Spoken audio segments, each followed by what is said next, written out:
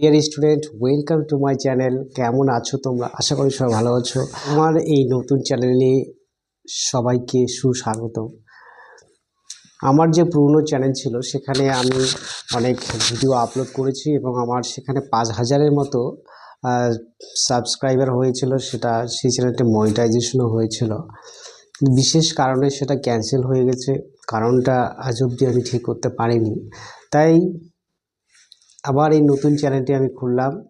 তো dear student, video শুরুতে তোমাদের একটা কথাই বলবো, যারা আমার পুরনো চ্যানেলে রয়েছে তারা অবশ্যই এই নতুন চ্যানেলে আসবে। এই নতুন চ্যানেলে কিন্তু আমি এখন থেকে সমস্ত রকম সাজেশন, সমস্ত সেমিস্টারের নোট আপলোড করার চেষ্টা করব এবং তোমাদের কমেন্ট অনুসারে সেই ফিলসফিক্যাল টপিকটি নিয়ে আমি আলোচনা করার চেষ্টা করব। ঠিক আছে? অনেকে অনুরোধ করেছো ওই মাইনর 1 ফিলসফি সাজেশনটির জন্য।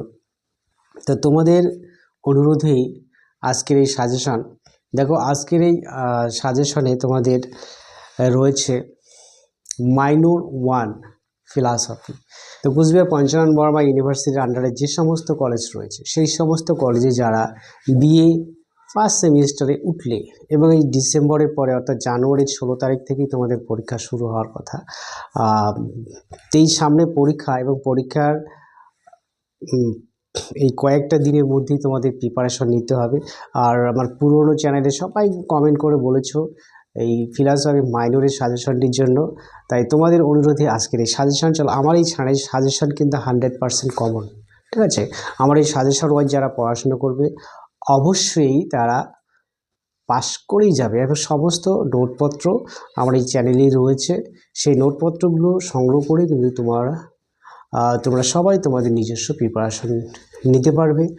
তো শুরুর আগে আমি একটা কথাই বলবো, আমার যেহেতু এই নতুন চ্যানেলটি শুরু করলাম, তাই সবাই যারা দেখছো সবাই অন্ততপক্ষে ভিডিওটি বেশি বেশি করে শেয়ার করবে, তোমার বন্ধু বান্ধবীদের জানিয়ে দিবে যারা এই বিএস ফার্স্ট সেমিস্টারে পড়ছে এবং যাদের ফিলসফি মাইনর রয়েছে, তারাও যেন উপকৃত হয়। আর সবাই অবশ্যই চ্যানেলটি সাবস্ক্রাইব করে সাথে রেখো পরবর্তী সাজেশন, পরবর্তী সেমিস্টারে বিভিন্ন সাজেশনগুলো পাওয়ার জন্য। ঠিক আছে? তাহলে কথা না বলি, চলো শুরু করি আজকের এই সাজেশন। তো BA first semester minor 1 philosophy যে সিলেবাস তোমরা জানোই। তারপরে আমি সিলেবাস ধরে ধরে আজকে তোমাদের এই সাজেশনটি আমি দেব। ঠিক আছে? প্রথমেই তোমাদের মাইনর 1-এর যে ফিলসফি রয়েছে সেটা হচ্ছে ইথিক্স অ্যান্ড রিলিজিয়ন, অর্থাৎ নীতিবিদ্যা এবং ধর্ম। নীতি এবং ধর্ম দুটো গ্রুপে তোমাদের এই সাজেশন রয়েছে। প্রথমে যেটা রয়েছে তোমাদের গ্রুপ এ অর্থাৎ ইথিক্স এবং গ্রুপ বিতে রয়েছে রিলিজিয়ন বা ধর্ম। ঠিক আছে? আর দুটো বিষয় থেকে তোমাদের প্রথমত যে টপিকটি আমি রাখবো, তোমাদের সিলেবাসের প্রথমে যে টপিকটা রয়েছে সেটা হচ্ছে definition, nature and scope of ethics, অর্থাৎ নীতিবিদ্যার সংজ্ঞা এবং স্বরূপ বিষয়বস্তু আলোচনা করো।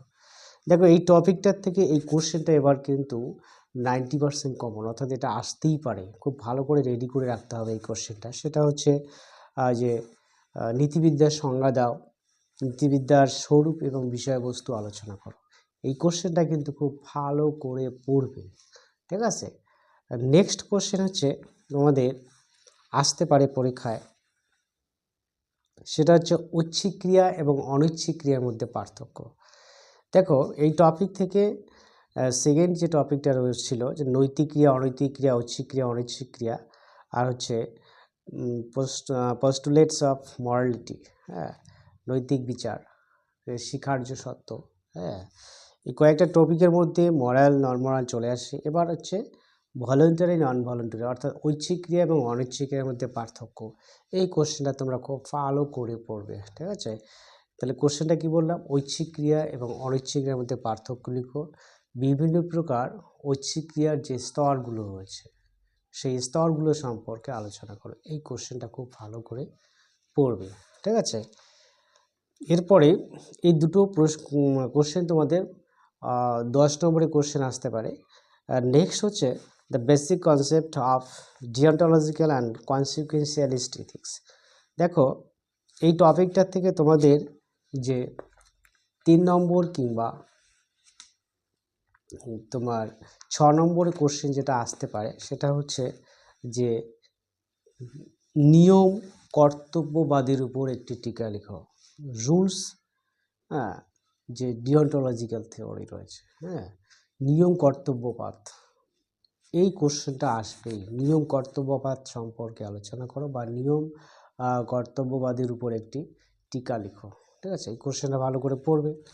নেক্সট যেটা রয়েছে সেটা হচ্ছে থিওরি অফ পানিশমেন্ট। দেখো, খুব গুরুত্বপূর্ণ এবং ভেরি ভেরি ইম্পর্টেন্ট একটা টপিক হচ্ছে শাস্তি তত্ত্ব।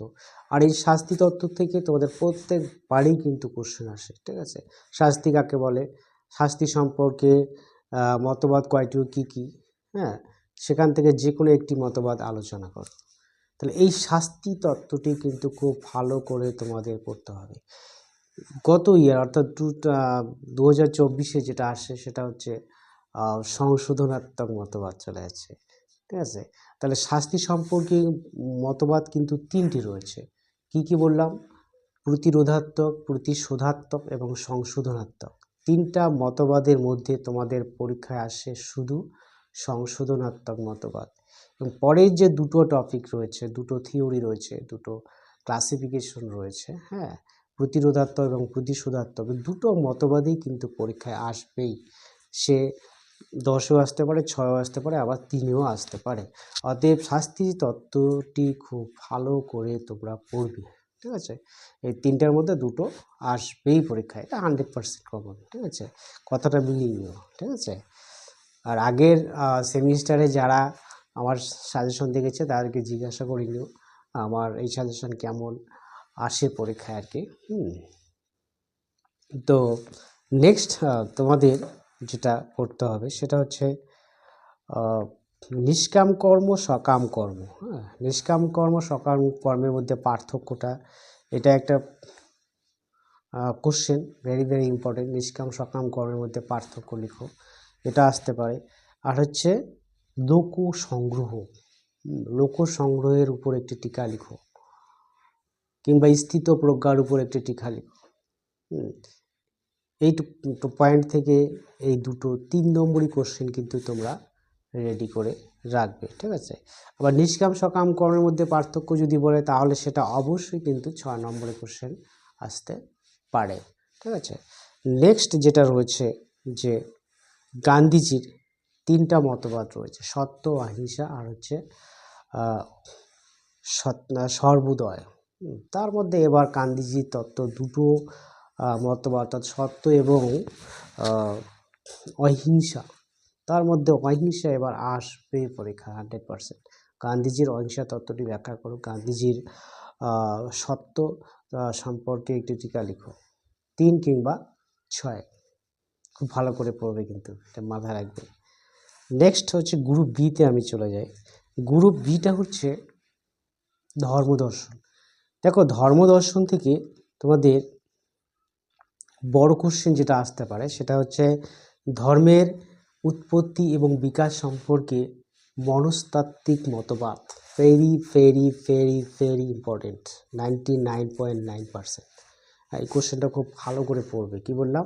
ধর্মের উৎপত্তি সম্পর্কে মনস্তাত্ত্বিক মতবাদ ব্যাখ্যা করো, 10 নম্বরের কোশ্চেন কিন্তু। তাহলে ওইখান থেকে আমি তোমাদের কমন দিয়েছিলাম, কটা কোশ্চেন দিয়েছিলাম? হ্যাঁ, 2টা কোশ্চেন। এখান থেকে আমি 3টা কোশ্চেন দেবো। এই 5টা কোশ্চেনের মধ্যে 3টা কোশ্চেন তোমাদের লিখতেই পারবে, এটা 100%। ঠিক আছে, তো কি বললাম? ধর্মের উৎপত্তি সম্পর্কে যে মনস্তাত্ত্বিক মতবাদটি রয়েছে সেটা ব্যাখ্যা করো, 100%। এটা আসবেই পরীক্ষায়, খুব ভালো করে পড়বে। নেক্সট যেটা রয়েছে যে proof for the existence of god, মানে ঈশ্বরের অস্তিত্ব বিষয়ক যুক্তি। দেখো, ঈশ্বর অস্তিত্ব বিষয়ক যুক্তি, সেখানে অনেক মতবাদ রয়েছে অস্তিত্ব সম্পর্কে। তোমাদের এবারের জন্য যেটা খুবই ইম্পর্টেন্ট কোশ্চেন সেটা হচ্ছে বড় কোশ্চেন, অর্থাৎ 10 নম্বরের জন্য আসতে পারে, ঈশ্বরের অস্তিত্ব সম্পর্কে উদ্দেশ্যমূলক যুক্তিটি ব্যাখ্যা করো।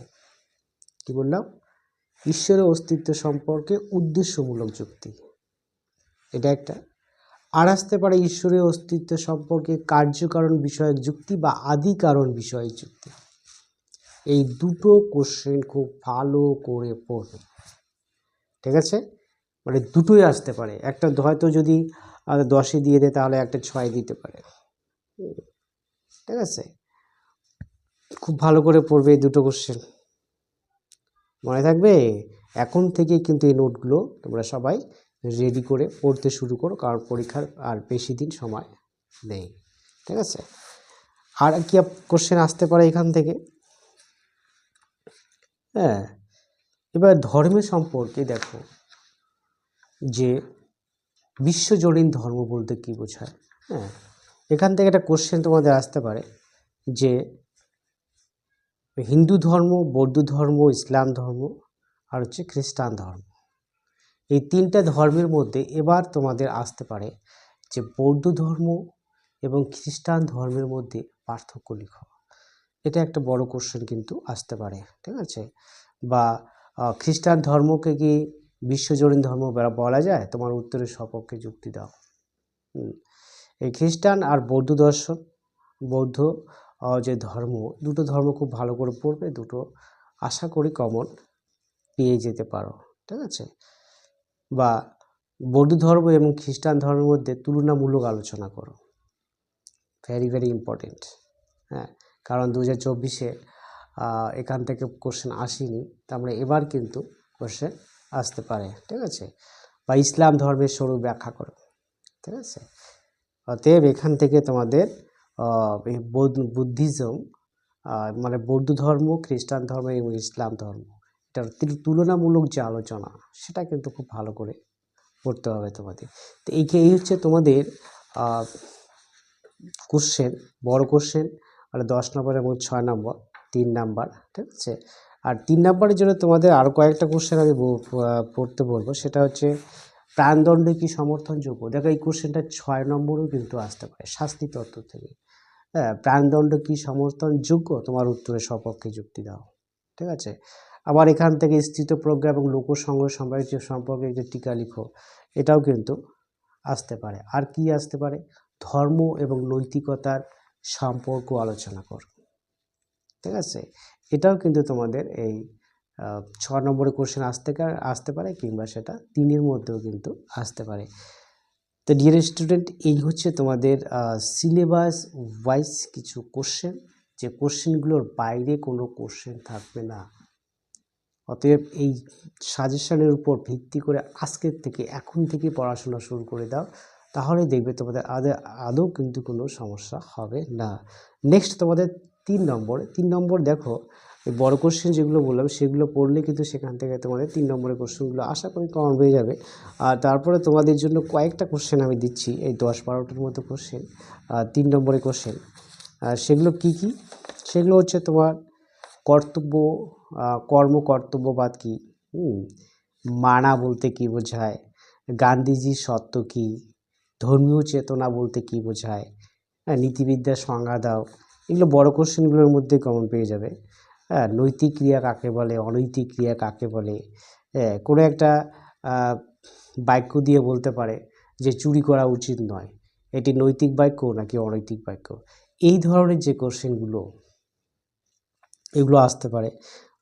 আর আসতে পারে ধর্মীয় জ্ঞান বলতে কি বোঝায়, হ্যাঁ, ইচ্ছার স্বাধীনতার মূল কথা কি, শাস্তি কাকে বলে, হ্যাঁ, সর্বোদয়, গান্ধীজির মতে সর্বোদয় কি, হ্যাঁ, ইসলাম ধর্মের যে 5টা স্তম্ভ রয়েছে, সেই স্তম্ভগুলো কি কি, হারাম কি, হালাল কি, ঠিক আছে, নামাজ শব্দটির অর্থ কি। ইসলাম ধর্ম থেকে এই কয়েকটা 3 নম্বরের কোশ্চেন তোমরা অবশ্যই রেডি করবে। আর হচ্ছে লোক সংগ্রহ বলতে কি বোঝায়, গীতার থেকে।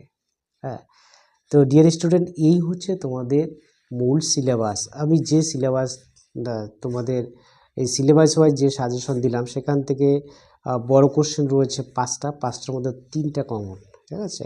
6টা দিলাম আমি 6 নম্বরের কোশ্চেন, সেখান থেকে 5টা কমন পেতে পারো। এর বাইরেও কোশ্চেন আসতে পারে, তবে এইগুলো কিন্তু অবশ্যই রেডি করে রাখবে, কারণ এই কোশ্চেনগুলো বাদ দেওয়াই যাবে না, ঠিক আছে?